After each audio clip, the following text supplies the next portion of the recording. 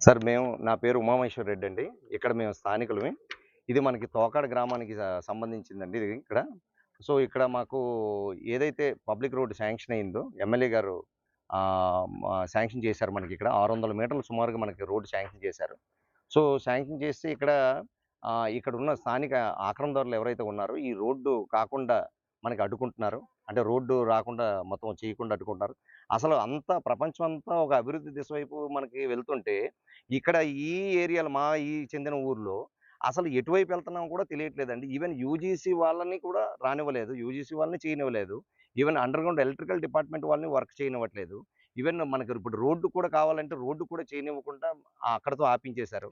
So, ఆక్రమణదారుల పరిస్థితి అలా ఉందండి. ఆక్రమణదారులంటే కేవలం అంటే వాళ్ళకి ఎక్కడ ఇల్లులు లేకుండా ఆక్రమించుకునే పరిస్థితి కాకుండా ఒక్కొక్క ఆక్రమణదారుకి 45 సెంట్లున్నాయి.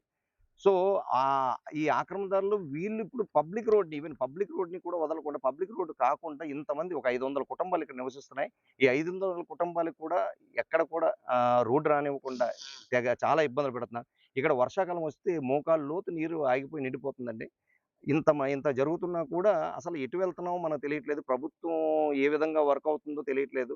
ఎమ్మెల్యే గారు ఎన్నో సార్లు సపోర్ట్ చేసినా ఇటువైపు మాత్రం మనకి రోడ్డు కాకుండా ఈ ఆక్రమణదారులు ఏదో ఒక విధంగా చేసి దీన్ని అడ్డుకుంటున్నారు. సో, దయతో ఆహ్, దీనిపైన చర్యలు తీసుకొని రోడ్డు కానిస్తారని మేము ప్రార్థిస్తున్నామండి. అపార్ట్మెంట్ నుంచి వచ్చామండి. అందరు మహిళలం రోడ్డు మీదకొచ్చాం. ఎందుకంటే మాకు రోడ్ లేదండి మా అపార్ట్మెంట్‌కి. జీవీఎంసీ వాళ్ళకి అన్ని పనులు కడుతున్నాం.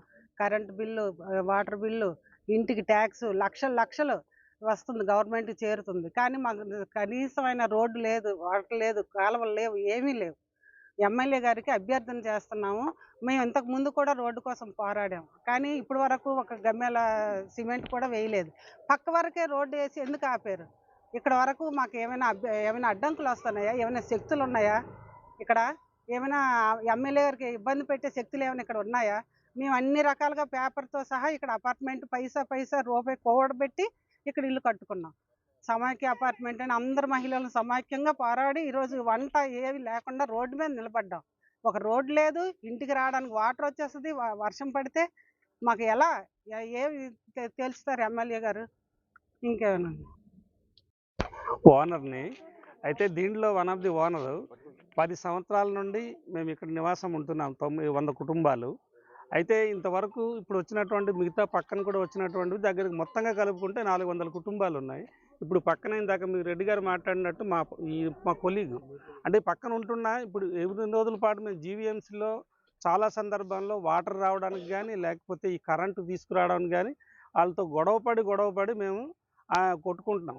చివరికి ఆయన ఎమ్మెల్యే గారి ఇంటికి 5, 6 సార్లు వెళ్ళాం. ఇదివరకు ఆయన ఎమ్మెల్యేగా ఉండేటప్పుడు కూడా ఆయన ఇంటింటి తెలుగుదేశం అని చెప్పినప్పుడు ఆయన ఇక్కడికి వచ్చి మీటింగ్ పెట్టి వెళ్ళారు. ఇందులో గోవిందరెడ్డి గారు కూడా కార్పొరేటర్గా ఉన్నారు. ఇప్పుడు కూడా ప్రెజెంట్ ఉన్నారు. ఆయన కూడా ఆయనకి తీసుకొచ్చి ఇక్కడ మీటింగ్ పెట్టారు. మా సమస్యలు చెప్పాం. రాజాని రామారావు గారు ఎన్నికైన తర్వాత ఇప్పుడు 4వ సంవత్సరం 4.5 సంవత్సరాలు దాటిపోతుంది. మొట్టమొదటిసారిగా పిలిచి ఆయనకి ఇక్కడ మేము సన్మానం చేశాం. కానీ ఆయన దృష్టిలో సమస్యలు తీసుకెళ్ళాం. మెయిన్ కమిషనర్ ఇప్పుడు ఇంతకు ముందు ఉన్నటువంటి 3 కమిషనర్లు మారారు. వాళ్ళకు కూడా చెప్పాం. చెప్పిన తర్వాత మా పరిస్థితి ఏంటంటే చివరికి ఏదైతేనేమి ఈ పలాసీవంతులం గారు ఒకరోజు ఆయన పిఏ చేత మాట్లాడిపించారు. ఇదిగో ఇప్పుడు మీకు లోడ్ శాంక్షన్ చేస్తున్నామని చెప్పారు. చాలా సంతోషించాం. కానీ ఇక్కడ తీసుకొచ్చి ఆయన ఇనాగరేషన్ చేశారు. ఆ రోజు అందరూ సండే పూట వచ్చారు. చేసిన తర్వాత బాగానే ఉందనుకున్నాం. ఒక కార్యక్రమం చేసుకుంటూ వెళ్తున్నారు అనేటప్పుడు ఇక్కడ వచ్చి మధ్యలో ఇది ఏదైతే యూజీడీ తాలూకా పెద్ద ఈ అండర్ గ్రౌండ్ డ్రైనేజ్ వేయడానికి కూడా తీసుకొచ్చి పైపులు పెట్టారు. ఆ పక్కన పడేసి ఉన్నారు. అది తీసుకొచ్చినప్పుడు కూడా వీళ్ళు అడ్డుకున్నారు. అప్పుడు మరి అయితే మేము ఇంత డబ్బులు కడుతుంటే ఒక పక్క గవర్నమెంట్ వచ్చి మా దగ్గర నుండి ఈ డబ్బులు తీసుకుంటుంది పన్నుల రూపంలో. కానీ ఇక్కడికొచ్చి ఏదైతే మాకు కావాల్సినటువంటి సౌకర్యాలు ఉన్నాయో దాన్ని చేయడానికి వాళ్ళు ముందుకొస్తుంటే గవర్నమెంట్ ముందుకొస్తుంటే ఒక వ్యక్తి, ఇద్దరో ముగ్గురో వచ్చి దీన్ని ఆపుతున్నారు. ఆపుతుంటే దానికి గవర్నమెంట్ దాన్ని పట్టించుకోదా? లేకపోతే వాళ్ళకన్నా అసలు ఇప్పుడు ఎమ్మెల్యే గారి కన్నా, ప్రభుత్వానికన్నా ఈ పై స్థాయిలో ఉన్నటువంటి ఒత్తిడి ఏమైనా వాళ్ళకుందా? అది కమిషనర్ దృష్టిలో కూడా రేపు తీసుకెళ్తాం. ఆ విధంగా తీసుకెళ్తానని చెప్తే మా తాలూకు ఆవేదన తెలియజేయడానికే ఈ పత్రికాముఖంగా మీ అందరికి కలవడం జరిగింది. మీరు మీ ద్వారాగా ఈ